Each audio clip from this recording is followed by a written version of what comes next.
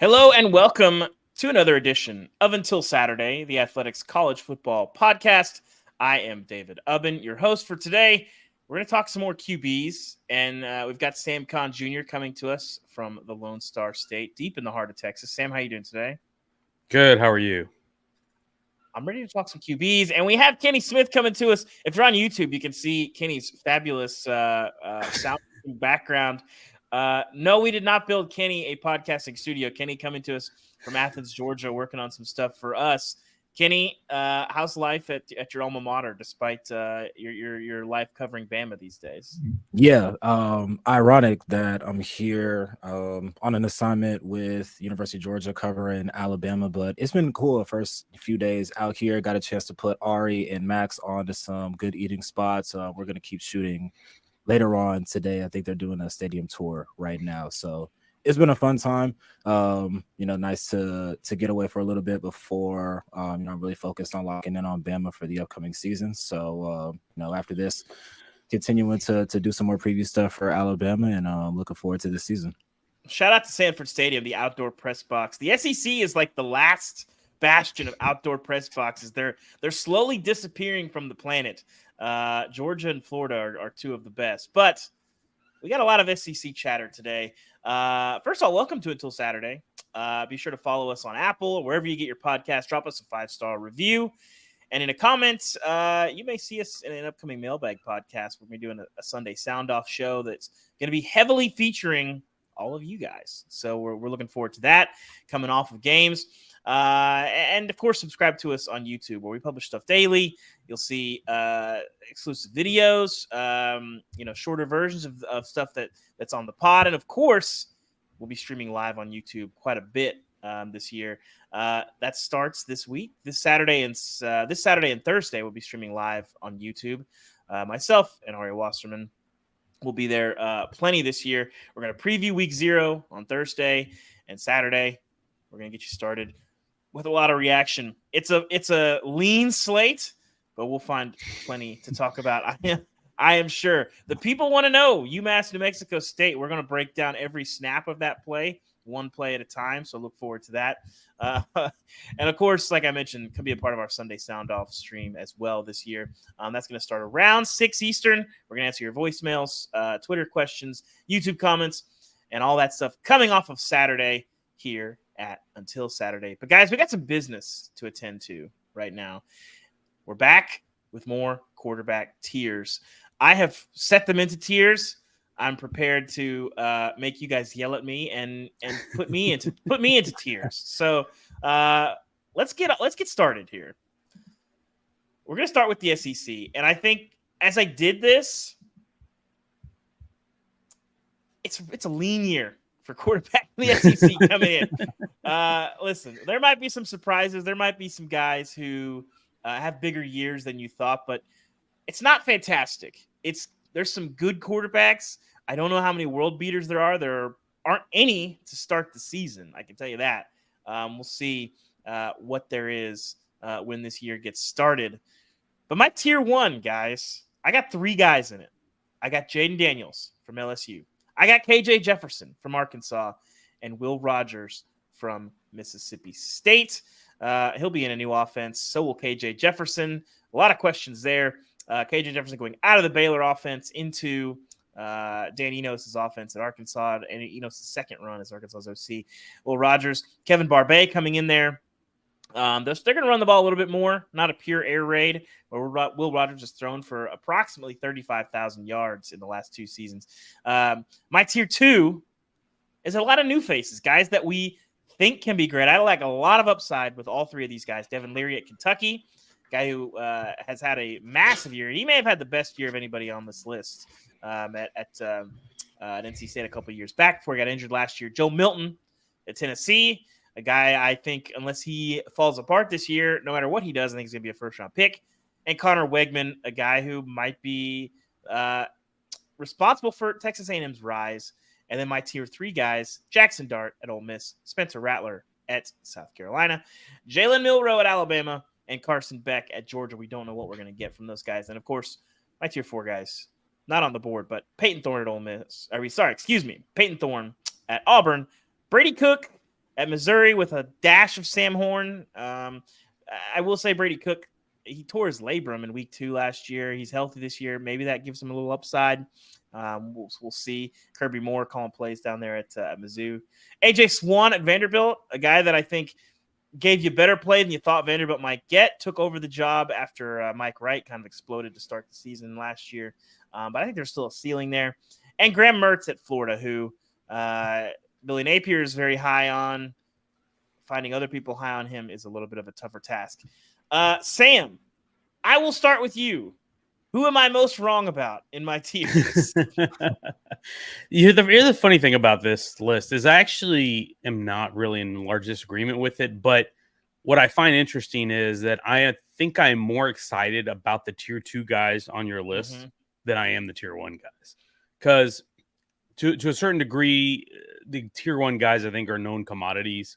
Or at least to a certain degree. We saw Jaden Daniels at LSU last year. KJ Jefferson, of course, been really successful at Arkansas, but in a different offense than what he'll be in. Dan Enos is going to bring more of a pro style system there as opposed to what Kendall Briles had. And then Will Rogers, of course, going from the air raid to what Kevin Barbet is going to bring. And we saw they scored a lot of points at App State with him. So I'm intrigued by them, but I'm more excited, I think, about the talent in that tier 2 because, like you mentioned, Devin Leary, I think the ceiling for Devin Leary and combining him with Liam Cohen's return to Kentucky is really intriguing. Joe Milton, the physical talent, super intriguing. Like I was watching highlights of him last night, and I was just like, my gosh, he jumps off the page in terms of physical talent. And then the guy that I am probably most excited about is Connor Wegman, who's a former 5-star. Started the last 3-4 games last year for Texas A&M. And when you watch him in his element, he, to me, looks like a future star. And so I look at all those tier 2 guys as guys who could ascend to tier 1 guys by the season's end if things break right for them. And I just think the talent at that level is what intrigues me the most in this group. See, I think this is where, Ari and I got into a disagreement on this on our Big Ten ACC Big 12 show. In that, I think Ari saw it more as a draft, where I feel like I am with you. I think those tier 2 guys, I'm probably more excited about them than any of the tier 1 guys, except for maybe Jaden Daniels. I think he still has another gear he can get to, another year in the offense. I think he grew up a lot last year and still has a lot of talent around him. Offensive line should be improved. But to me, it feels disrespectful to put guys who haven't really done it. Devin Leary, I think, has done a plenty, but last year was rough and numbers weren't great. And I think he can, with pairing up with Liam Cohen, can do some really, really big things at Kentucky this year. But coming off the year that he had, you compare it to the year of the guys in the tier 1 guys, it feels disrespectful to them to put them on the same plane. Joe Milton, same thing. He's lost a job twice in college football. There's not a lot of guys who have that. We might talk about one later in this podcast that might be in your neck of the woods these days, Sam. But that's a rarity. We haven't seen that a lot. And I think the potential is still there, but the reality is that he did, lose a starting job twice in his college career. And I think he's grown up a lot from that, but you got to do it. And then Connor Wegman, we just haven't seen a ton of. I mean, 2/3 of a season, we saw him make some flashes, but the consistency wasn't necessarily there. Kenny, where am I most wrong in this tier system here? I can't lie. There's one name in particular that stuck out to me when you first sent the list, and then listening to you just now talk about players who have done it, and you need to see more out of them. I feel like Spencer Rattler is too low on this tier list. There was a point a few years ago where he was, the top quarterback, supposedly going to be in the NFL draft after his sophomore year at Oklahoma. And then, obviously Caleb Williams kind of ascended and he went to South Carolina, and it was an up and down year in 2022. But I felt like at the end of the year, he really caught stride starting from that Tennessee game, which was a huge offensive explosion. The last 3 games that he played, no, they didn't win the bowl game, but I felt like the wheels really started to turn for him in terms of just confidence playing under Shane Beamer. And, this is another quarterback. I know he wasn't in the tier where you mentioned guys moving into a new offense, but he has a new offensive coordinator as well. Just listening to him talk about the things that they're going to do differently on offense and just kind of his excitement and being there for a second year at South Carolina, I really feel like Spencer Rattler is in a position to remind people of who he was in 2020, where he kind of had a meteoric rise. So I don't know if I would go as far as to say he's a tier 1 guy, but I feel like he should be comfortably in tier 2. Maybe, but I'll counter you with this. Last year, before you got to the month of November, Spencer Rattler had 5 touchdown passes, and he had, let me count, 6, 7, 8, 9 interceptions. That's a problem. I think his career trajectory has been very odd. One of the weirdest trajectories that we've seen in college football, because I think he might have a great year here. I think the question is, is the consistency there? Can you be that guy and be that guy every single week? A couple games, two games under 60% completion percentage, one under 50. That's a problem. And so, ultimately, I think the way he closed the season, if he can be that guy every week, Spencer Rattler might be in the Heisman conversation, quite frankly. What he did to Tennessee, I mean, listen, you can rip on Tennessee's defense all you want, but go watch the Kentucky game. Like, this is not a hapless defense. I mean, he tore them up. And then going and beating Clemson and playing as well as he did in that game. Rattler is fascinating, but I think for me, when you see guys who have embodied 2 poles, I kind of tend toward, I would like this ugly pole to not exist. And if you've shown me that ugly pole exists, I got some doubts about you. So I think Spencer Rattler is best. I agree with you. Spencer Rattler is best as a tier 1 guy, but Spencer Rattler is worst. He's down there in the tier 4. And if you've shown me that you could be a tier 4 guy for 2/3 of a season, I tend to believe you more than 2 great games. So Spencer Rattler is fascinating. I think we've seen him look like a lot of different people throughout his career. I think those last couple games before he lost his job at Oklahoma, those kind of stick in my mind too. So I think I had so much built up scar tissue with waiting for Spencer Rattler to be great that when he finally popped and was great in those last 2 games, that I'm kind of raising my eyebrows, and it didn't make me forget about everything else. Sam, when you look at the tier 4 guys in this group, who's got the biggest upside between Peyton Thorne at Auburn, Brady Cook at Mizzou, AJ Swan at Vanderbilt, and Graham Mertz at Florida? Are you sipping any of the Gatorade down there? Probably. I mean, just based on experience, I think Graham Mertz, you feel like, could make the biggest jump in this group, just based on all his starting experience with Wisconsin. And I know the play and the statistics haven't been, what you would like, but you would think that Billy Napier and his history could make this a really good marriage between those two. And then I'll look at Peyton Thorne, and Hugh Freeze has a really great track record of putting together really good offensive football teams and getting some quarterbacks on track. So those are the 2 that I look at with the higher ceilings. I do like AJ Swan. You talked about Vanderbilt and getting some better quarterback play. He's got some juice to him. I kind of like KJ a little bit, but of those of those guys on the list, I think Mertz and Thorne are probably the ones that have the highest potential to move up this list. Kenny, let's have the Jalen Milroe conversation. I have him sitting down here in tier 3. Before we do that, by the way, our full podcast promotion and our full podcast of programming will be coming back once we get into officially week 1. Stars Matter will be back with Ari, Manny, Grace, Mitch, and maybe some guests throughout that. Max and Sam's show will be back. I don't know what you guys are calling that these days, because it's a Big 12 show, but not really, but a Texas show. It's supposed to just, let's get these 2 guys together and let them cook, and I enjoy it. Power Hour will also be back with Nicole Auerbach and Chris Vanini. You can see Nicole, by the way, on Big Ten broadcast this year on NBC. You can also see her on Big Ten Network, so catch her as well as on our platforms. So our whole podcasting program will be back, and we have a 4-part series coming up that looks at BS High, a story that Andy Staples, our previous colleague, and Ari wrote about the infamous Bishop Sycamore situation. A wild saga there.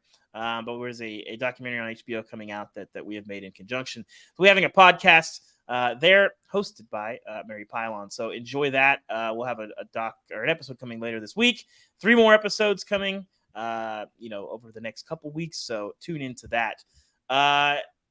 So let's have the conversation, Kenny. I think when you look at Milroe, he has such a small sample size. I was at the Arkansas game last year. I saw him rescue them when they were in a lot of trouble. And then you have the A&M game where you needed your defense to make a stop there to save you from losing on the road to a team that ultimately, didn't go to a bowl game. What is his ceiling this year, Kenny? And is there a chance that we're hating on him and he's a tier 1 guy in hiding? Yeah, I think that potential is definitely there. When you look at him from just a physical playmaking standpoint, I mean, he's electric, and you saw that in the Arkansas game. And I know there were turnovers in the Texas A&M game, but the way that he was able to create plays with his legs and just create mismatches with the defense is notable. And I think his ceiling is, probably, I would say probably tier 2, maybe fringe level, tier 1. It really depends on how much he's progressed from not only a passing standpoint, which, people highlight a lot when they say, okay, can Milroe throw the ball? Can he make those throws downfield? Also just decision making, not going for the deep shot every time, sometimes checking it down, or if he decides that he's going to run, making sure that he has 2 hands on the ball. There was one fumble, especially in that Texas A&M game, where he was trying to escape the pocket, had 1 hand on the ball. He was a little careless with it. Just having 2 hands, a simple adjustment as that, I think will go a long way in terms of his development. But I'm pretty optimistic on Milroe. And one thing I'll say about what happened last year to what is supposedly going to happen this year, I expect him to get that first start against Middle Tennessee, is last year he was kind of thrusted into a situation where Bama's offense was completely Bryce Young reliant, and a lot of it was hero ball. And he goes into a situation with Arkansas where he's kind of coming in cold and just making plays on the fly. And that Texas A&M game, there were looks that were advantageous to, his play style, but there really wasn't a lot of time to fit an offensive game plan around his strengths. Now you bring in Tommy Rees, who has an affinity for RPOs and zone reads, and he's somebody who's going to build the offense within Bama's foundation around what they do well, which is going to be running the ball. So putting him in an offense where he can kind of tailor a lot of it to his strengths, where they're going to run the ball. I think they're going to use tight ends a lot more than they have in years past, and they have some guys on that roster that I know they're excited about to potentially put into some 2 tight end sets. And I think the biggest thing with Milroe is he's going to need a receiver in that room to step up and kind of be the guy, which is as much as Bama's DNA as running the ball and playing good defense is always having kind of a dominant one receiver, which they didn't have last year. So they can get somebody to pop in that receiver room and they can run the ball in an offense that I think is going to be a lot more tailored to Milroe's strengths. If he can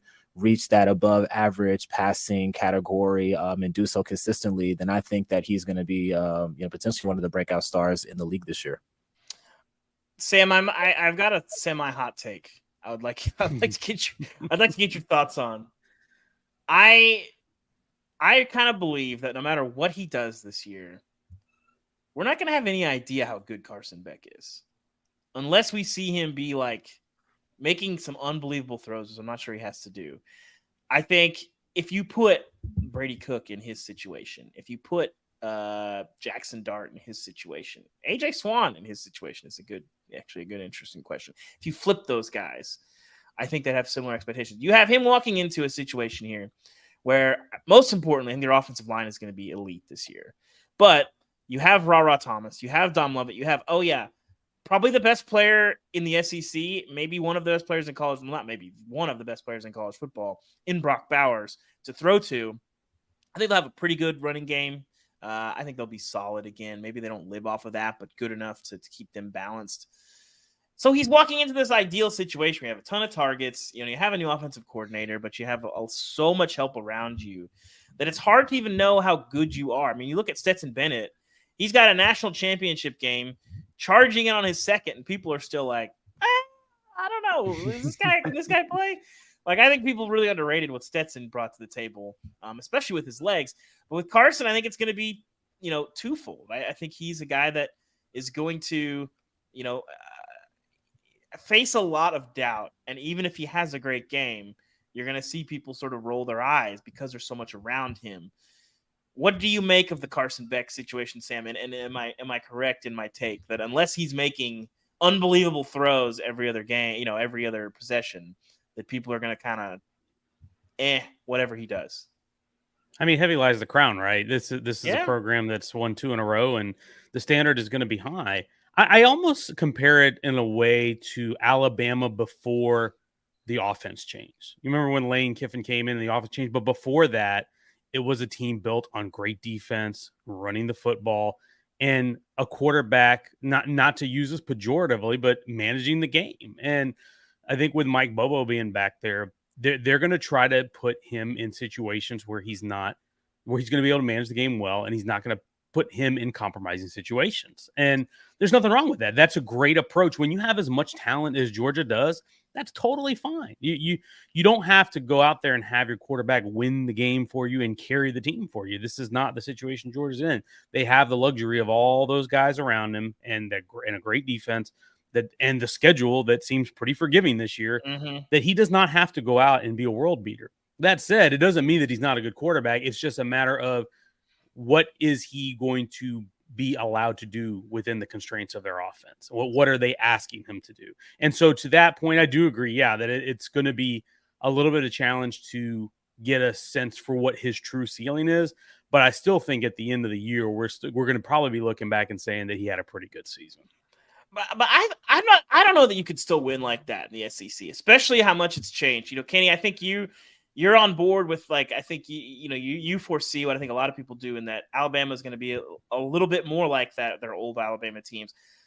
I am skeptical that you can win the SEC doing that. I think Georgia can, in part because they will have that vertical ability, and they have the skill position talent and the offensive line talent, and most importantly, I think the schedule. They're not going to have to run into a lot of big situations. But with Alabama, I'm skeptical that you can still be an elite team doing that, and certainly that you can win a national championship doing that. Kenny, where do you stand on this and the SEC's evolution?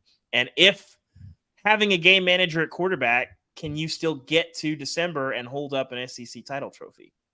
Yeah, I think when it comes to that conversation, I think at the end of the day, you are still going to need your quarterback to make a few special plays in a big game to kind of get you over that hump. I do think, though, that when you talk about this kind of complementary style of football, I still think that can win in college football. I think, again, Georgia was a great example of that last year. And Stetson Bennett did make some pretty great plays with his legs, and he was dynamic in a few games. But I never really got the sense that Georgia was a quarterback-reliant team. It just kind of felt like, some of all parts, everybody kind of chipped in. I think having, elite playmakers like the Brock Bowers and the Darnell Washingtons and Ladd McConkey, that helps. Having a great defense helps as well. But I think, executing it and having, good play on all three phases with a quarterback that may not be a Caleb Williams can win. And I think, especially this year in college football, specifically, when you kind of look around the landscape,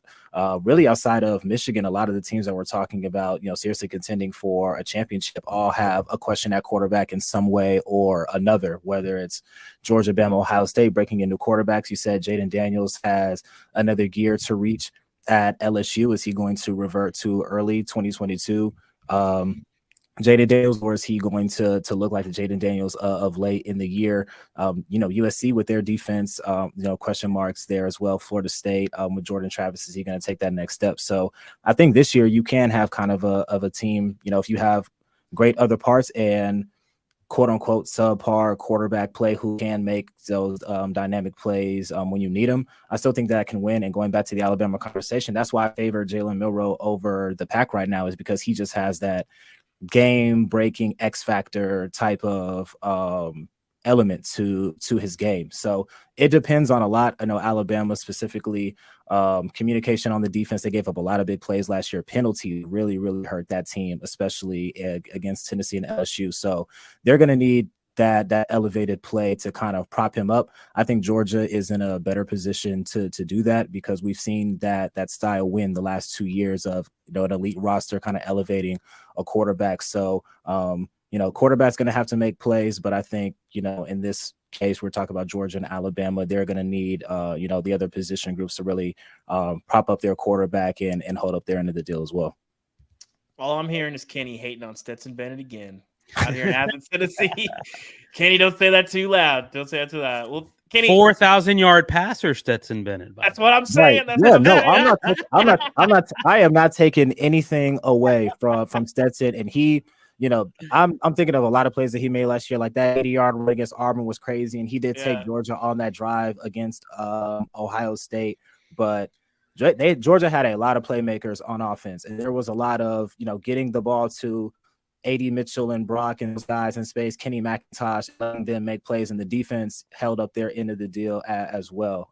So it wasn't like a Bryce Young situation where I felt like Alabama's game plan was, here, Bryce Young, just take us there offensively and have Will Anderson kind of, hopefully, break a game open on defense. So I don't know. Maybe it's because I'm coming from Iowa and I'm just like scarred and conditioned to believe that complimentary football is the way to go.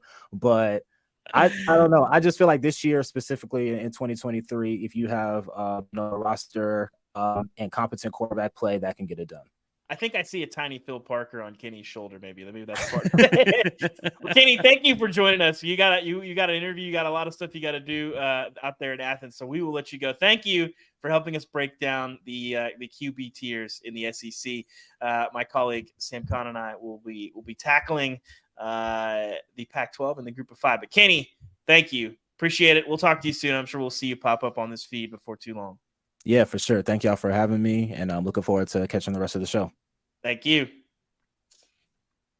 Sam, we got to move on out west. Clearly, the class of college football when it comes to quarterbacks, I think there's a lot of these guys who are better than anybody in the SEC coming into the season. I'll start here. Our tier one, I'm going to say it's a one-man race. Caleb Williams, USC. I think when you can have a Heisman Trophy on your mantle coming into the season, to put anyone else alongside you, again, it's disrespectful. But here's my tier 1A. Michael Penix Jr. at Washington, Bo Nix at Oregon, and then Cam Rising and Cam Ward, put together by our enterprising producer, Cam Molina. I know you love those guys. My tier 2, Jaden Delora at Arizona, DJ Uiagalelei at Oregon State, not Clemson. And then my tier 3, a lot of unproven guys, but guys that I think have a little bit of upside. Shedeur Sanders at Colorado, Dante Moore at UCLA, Drew Pine at Arizona State, who there's a little bit of buzz. He hurt his hamstring in camp. There's a little bit of buzz that we might see a Jaden Rashada renaissance, I guess if we can call that. Really, it's just a first birth for Jaden Rashada, but I still think it's going to be Drew Pine out there in the spring, like what I saw from him. And then TCU transfer, Sam Jackson, still in a competition at Cal, will lean his way. And then same thing with Stanford. Justin Lamson, still like competition, but we'll go there. Let's start here, Sam. Does anyone else belong on the tier 1? Are you putting anybody on that pedestal with Caleb Williams? No, I think that's fair. I think the way you put it, I can't argue with your points that when you win the Heisman Trophy, you deserve to be in a class of your own and you're a returnee. So Caleb clearly is that. But when you look at the top of this league and the quarterbacks, it's mind-boggling how good this Pac-12 is going to be and how much fun it's going to be this year. Because you got Michael Penix, who had a fantastic season at Washington last year. You got Bo Nix, who had a fantastic season at Oregon. You had Cam Rising, who helped Utah get to the Pac-12 championship. And then Cam Ward, one of my personal favorites, the former Incarnate Word quarterback who had a solid year last season to start at Washington State. He's going to have a new offensive coordinator, but this is a really talented group of guys. And so this is what makes it like, who's going to be your first team all Pac-12 guy at the end of the year? Is it still going to be Caleb? Is somebody else going to knock him off? And then who's going to be the second team? Like there's so many guys on this list at the top that it's hard to pick which one's going to emerge from the heap. It's kind of amazing. Like for all the talent that we have, like you look down the list, Caleb Williams, dog, Michael Penix Jr., dog. Bo Nix, dog. Cam Rising, 2-time Pac-12 champion, dog. Obviously, Cam Ward, proven. He's done it. Jaden Delora, done it at 2 different schools, and I think he's still got a ways to go. DJ, I mean, we'll see. Then you look at the rest of these guys. There's a lot of upside. Shedeur Sanders. We've talked about him a lot on this pod. The arm talent is pretty obvious. Dante Moore, 5-star true freshman. I'm sure there'll be some bumpy rides, but I think he's going to be a guy that makes a bunch of plays for Chip Kelly down there if he can secure that job. Drew Pine, I think, can make some plays for you. The last 2 are really the only guys that I'm like, we'll see. Do you see any upside with those guys? I mean, you've seen a little bit more of Sam Jackson at TCU, a guy who played in the state of Texas. If he wins that job, you got Jake Spavital out there at the OC gig coming over there from Texas State. Is there an upside there at Cal? The Jake Spavital, Justin Wilcox marriage? Yeah, no doubt. I think so. I mean, Spavital's been there before at Cal, and they had a really good offense when he was there. I think he was there under Sonny Dykes when Dykes was the coach, and they were able to put some points on the board. So I think Spav's, his coaching acumen is really not much of an issue. Like, he's a good offensive football coach. Yes. It's, head coach, it didn't work out at Texas State. There was a lot of different issues, but the pairing of him and Sam Jackson, who is got tons of physical talent. Like Jackson, you watch him run the ball, he's electric. We were talking about Jalen Milroe earlier in the SEC. Sam Jackson's got that kind of juice as a runner. But also you talked to Garrett Riley last year, the Clemson OC who was at TCU. Him and Sonny were raving about how well Sam Jackson throws the ball. And so if he ends up getting this job, Fernando Mendoza, Ben Finley is still battling for this as well. But if Sam ends up getting this job, the combination of what Jake does offensively and Sam Jackson's physical talent, I think there is a really high ceiling there. I think there's a lot of potential because this is a guy who, again, was part of a team that went to a national title game. So he's been and seen some really good competition in the Big 12. He hasn't had to play as much, but he's practiced against some really high-end competition. So I think there's a lot of potential for Sam Jackson here to break out if he nails his job down. Sam, I'm pretty mad at Heisman voters. I feel like they've well earned it. There's too many voters for the start, just for the record. I mean, listen, as much as we talked about Stetson Bennett and not wanting to disrespect him, he was the 4th or 5th best player on Georgia's team last year, and we're going to call this man a Heisman finalist. Like, come on, guys. Come on now. Here's the deal with Caleb is we've had more returning Heisman winners than you would think if you start looking back.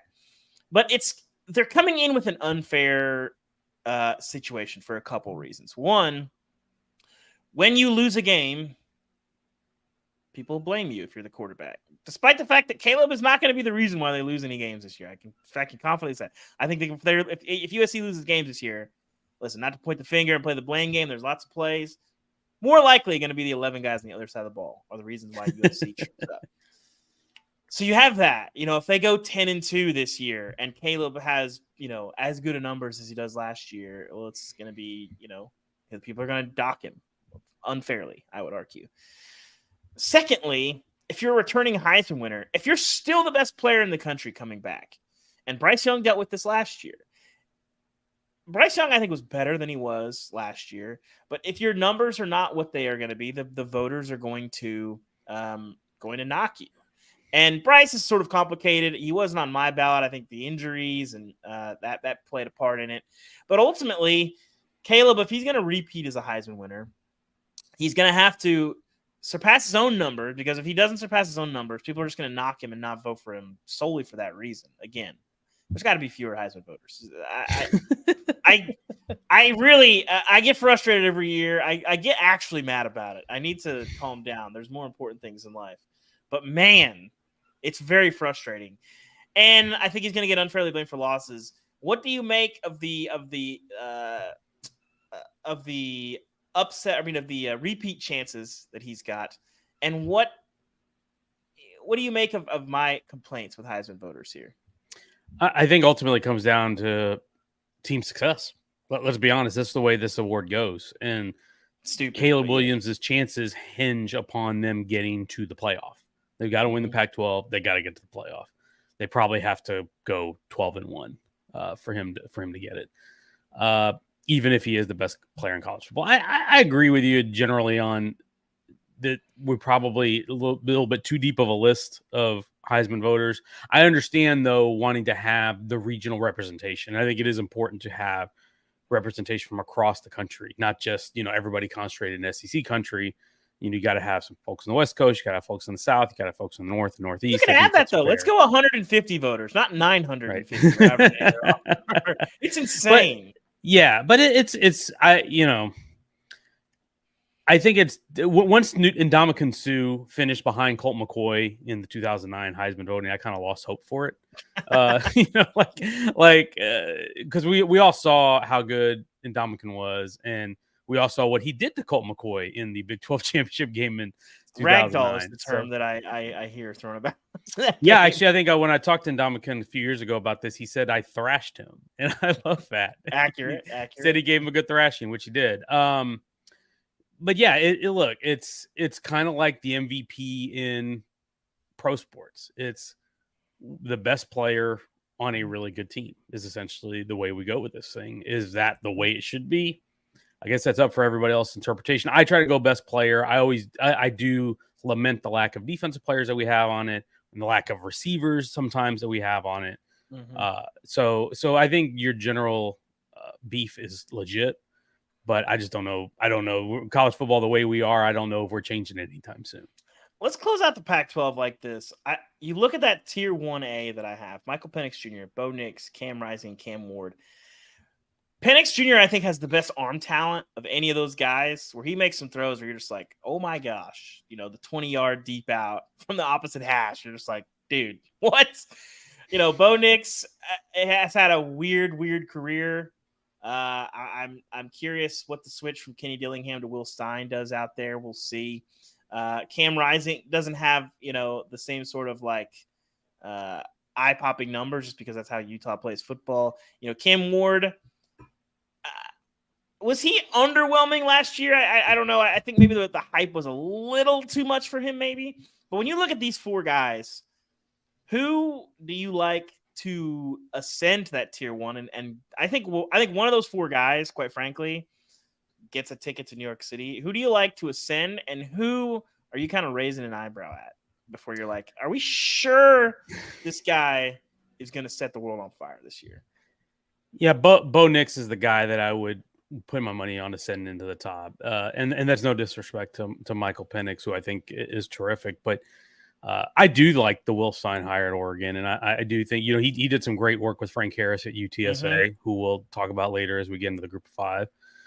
But I think that could be a really good marriage there. And Bo's just got a ton of experience, and he's seen it all. He's seen it all in the SEC. He's now seen it all in the Pac-12, and that experience. And he just looked like a new guy, a different guy out west last year. And I think building upon that this year help him break into that Tier 1 and could help Oregon in a big way.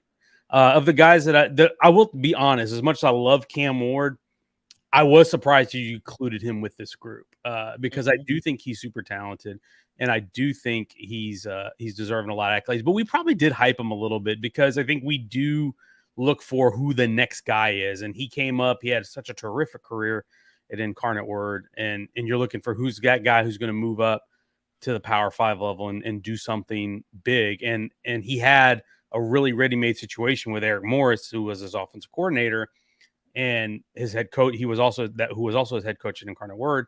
And so that comfort level is not going to be there anymore because Eric, of course, took the head coaching job at UNT. So I think Cam is still super talented. Would I put him in that group with all those guys at this moment? Maybe not. I think he's probably in between. He's not. I wouldn't put him with all those Tier 3 guys for sure. He's above those guys, but I also don't know if he's on the level with the rest of the other Tier 1A guys. I think the one thing we should talk about with Bo Nix is if you are in New York City or you are in Dallas, Texas, there are some giant Bo Nix billboards that have popped up in the city. Now, here's where I think we get mixed up. Is this is a quote unquote Heisman campaign? Okay, I don't think this has anything to do with Heisman votes or anything like that. I think it's just simply we're on the West Coast. The rest of y'all need to know who this dude is. So is it going to help him win the Heisman Trophy? I don't think so. Does it help Oregon's brand? I think so. Sam, my hot take is that I think these billboards and these campaigns, if you do them in the right way, there's room to be. There's a fair question about whether or not you should take some of these things online rather than just putting up a giant billboard of Bo Nix throwing a ball at your face. But I actually think these help the program if you are specifically a program like Oregon that people in Texas might not watch, people on the East Coast might not watch, and say, hey, there's a giant guy here. You haven't seen him. You should probably check him out. I think there's a level of curiosity there. I actually think these are good ideas. Where do you stand on the Hooked on Bonix Heisman campaign here? It's brand awareness, baby. We're in the NIL era, man. You got to build your brand. Okay. I'm all for getting your name out there. There's nothing wrong with that. And like you said, awareness for these West Coast teams, especially guess what? Because it won't be Bo Nix, but Oregon will be playing teams in East Coast time zones before too long. So probably good for the East Coast people to get informed about West Coast football because they're going to be seeing a lot more of them in starting in 2024. Sam, let's go to the group of 5. My favorite. This is my time, baby. I think this is kind of unfair because we're breaking it down. There's 30 some. What am I thinking? There's 60 something teams, 68 teams. I forget the number. If you break it down, but there's over 60 teams. So I look at these QBs and I'm like, man, there's a lot of guys that can play. But I think in part because we have so many teams. But so sorting these into tiers was difficult. My tier 1, I'm going to go despite the breakup, and I've referred to it as a Brady Belichick situation that I'm very intrigued by, with Grayson McCall trying to soldier on with Tim Beck as Jamie Chadwell moves on to Liberty. If we can call it a lifetime achievement award if we want. Grayson McCall has tortured more linebackers than any quarterback in the country. Good luck to all of the folks on Liberty's schedule this year. Frank Harris at UTSA, our lucky lefty. Michael Pratt, one of the toughest quarterbacks, a guy that has a ton of experience, and then another guy who moved up from the lower level, Austin Reed at Western Kentucky. Again, he's a guy I think threw for 5,000 yards, in like 2 games last year. My tier 2, Curtis Rourke at Ohio, DeQuan Finn at Toledo. DeQuan Finn, he might be the most fun guy on this list. I'm very excited to see what he can do. I think he's got a ton of upside to join that tier 1 guy, and maybe sniff some Heisman stuff. We'll see. Taylon Green at Boise State is my tier 2. Siobhan Cordero at San Jose State. He's got a game. He gets to go up against USC's feared secondary this week. He might put up some numbers. We'll see if he can put a scare into them. Brent Brennan, really good coach out there. And then, Sam, you put some other guys to consider. We'll call these our tier 3 guys. Your Casey Thompson at Florida Atlantic, a guy that has been at a bunch of places, Texas, Nebraska, now reunites with Tom Herman at Florida Atlantic. Carter Bradley, not America's finest quarterback. He's at South Alabama. And then Hank Bachmeier at Louisiana Tech. And Preston Stone, extremely SMU name and an extremely SMU quarterback. What do you make of this crop of G5? When you look at this list, Sam, what do you make of this year's group of 5 quarterbacks? It's a lot of fun. This is going to be a fun year to follow all these teams because there's a lot of talent. There's a lot of new talent, guys that are emerging that the general fan may be not aware of. And then there's also a lot of, remember that guys running around here like Casey Thompson, at FAU, who once upon a time led the Big 12 in touchdown passes in 2021. You got JT Daniels, who's not on this list, who I beefed with you last night, the JT Daniels erasure on this list. JT Daniels is on his 4th school. He is at Rice. And I think he will actually have a good season there. What is a good season though, Sam? What is a good season for JT Daniels? Are you still on board? Yeah, I am, because I think the system fit is going to be good. That's the thing, is I think JT has had a lot of circumstances from injuries to system fits and to just, he obviously got supplanted by Stetson Bennett, just the way that whole thing played out in Georgia. As they rode the hot hand, last year obviously didn't go well at West Virginia, certainly. But at the end of the season, they made a little bit of a change offensively in what they were doing. I think he's now finally, in a place that he fits, where the offense fits, the scheme fits, and I think he'll be comfortable. And there's potential there for him to, throw for 3,000 yards and 30 touchdowns. I think that's doable in the American for JT Daniels. But you look at the top tier of this list: Grayson McCall, Frank Harris, Michael Pratt, Austin Reed. That is murderer's a row. studly list. Like Grayson McCall, we know what he's done. Frank Harris, who's 45 years old, my personal favorite quarterback on this list. Yes. Who's won a million games at UTSA, and he gets to move into a new conference and really test his mettle against a higher level of competition than he had in Conference USA. That'll be a ton of fun to see. Pratt, of course, leading Tulane to the New Year's Six and the win over USC last year. And Austin Reed, who tested the portal for a little bit and ended up coming back. He's got a new offensive coordinator, too. Drew Hollingshead is over there at Western Kentucky to kind of keep that air raid style offense going. So he'll probably throw for 5,000 yards this year. This is a really good group of guys, and I'm excited to see some of these guys emerge. Yeah. By the way, Frank Harris wears number 0, if you weren't aware. So if you've never seen a quarterback wear number 0, at the very least, he's going to provide you that. So listen, don't say that we've never done anything for you. Listen, this is a public service podcast, and UTSA, despite losing Zachary Franklin, Frank Harris can play some ball. Still got JT Clark, baby. Yes. 59 total touchdowns last year for DeQuan Finn. When you look at that tier 2 list, who do you like the most to ascend and be a guy that maybe even casual college football fans are like, oh, he's playing. I'm turning it on. Yeah, the one I'm most intrigued by is Taylon Green in Boise State. Big guy, can throw it, is mobile, can run it. Really, really just seems like he's got a lot of tools. And I think when you look at where he was last year and you take another step forward in that development, I think he's got some real potential there. Finn is super exciting. Cordero is super exciting. But Green is the one who I think he doesn't have the numbers that those other guys do, that you could see him rising up and moving up this group. Yeah, Boise has been an interesting spot because last year, I watched him get absolutely manhandled by Oregon State, and I'm like, what's going on here? Are we seeing the slow death spiral of Boise State under Eddie Avalos, and we're gonna have to make a change here?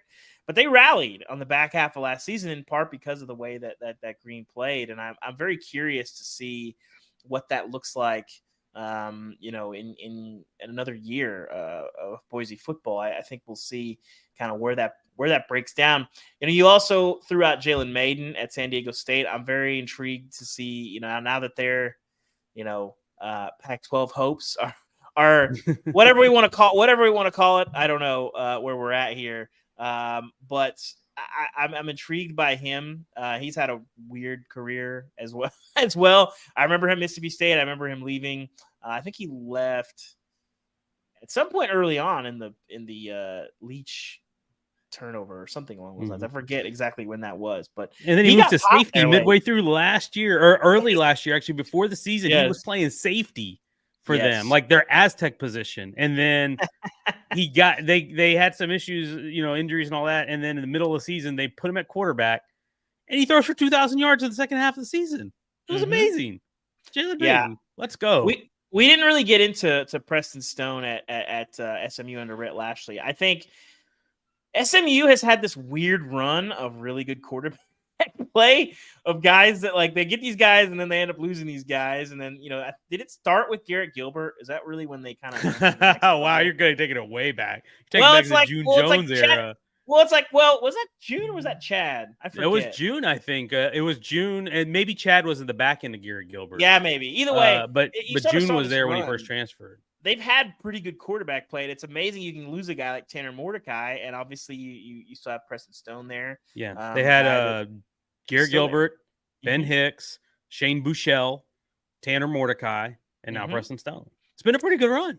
What? Listen, SMU has become what I wonder why North Texas isn't, in that they're sort of, elite Texas talent bounce back in that, hey, if you go to Texas, or you go to Oklahoma, or you go to any number of these big places, and it doesn't quite work out for you, you can come back. And SMU has their track record with those guys over the last 6, 7, 8 years, over the course of now 3 coaching staffs, has been really, really good. And so I'm very intrigued, to see what that looks like. I think I'm sort of. Am I getting ahead of myself, Sam, by saying that I kind of feel bad for SMU and that they're a lot in life until they become an ACC member, of course, Sam? That if Preston has like a huge year one, he's going to get some calls, and that's just what it is. That's what college football is. And I think that in some ways it's a testament to a lot of these guys. You mentioned Austin Reed flirting with the portal, that these guys have had already great careers. Cordero, I believe, came over from Hawaii, if I'm not mistaken. Mm-hmm. But a lot of these guys are homegrown guys, and they're still here. And so I get the complaints from Group of 5 coaches, and they're not unfair, that they feel like a farm system in a lot of ways. But props to these guys that they've had really good careers and are still there. Yeah, it's they might, if Preston Stone were to get that call, if he broke out this year, because this is his first year as the guy with Tanner Mordecai gone. But if he does get that call, SMU is one of the programs that is better equipped to fend those overtures off, because they are way ahead of the game in NIL than other programs in the Group of 5. So yes. SMU is in a really unique situation, because if they go to a Power 5 conference, obviously that helps your brand exposure and the relevance of your program.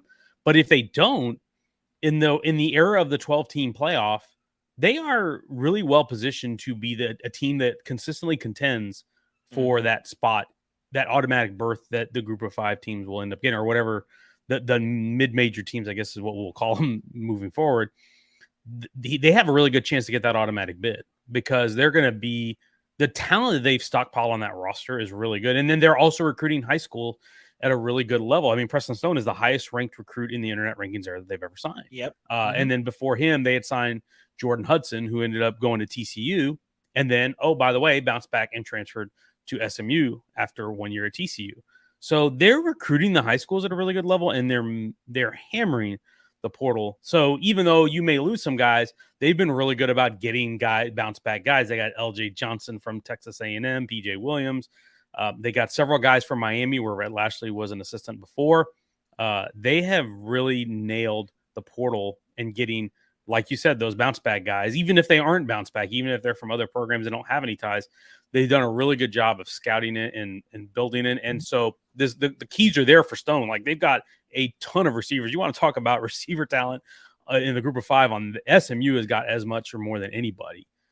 So he's got plenty of tools to work with. They got a loaded backfield with LJ Johnson, Kamar Wheaton. So it's all up to Preston Stone at this point. It's all up to him to meet that level and take the reins and be the guy, where it was different when Tanner Mordecai was there and was the starter, and you could just, okay, yeah, I'm here, I'm competing, I want to be the starter, but if I'm not, hey, I'm here, I'm ready. Now you're the guy. There's no safety net anymore.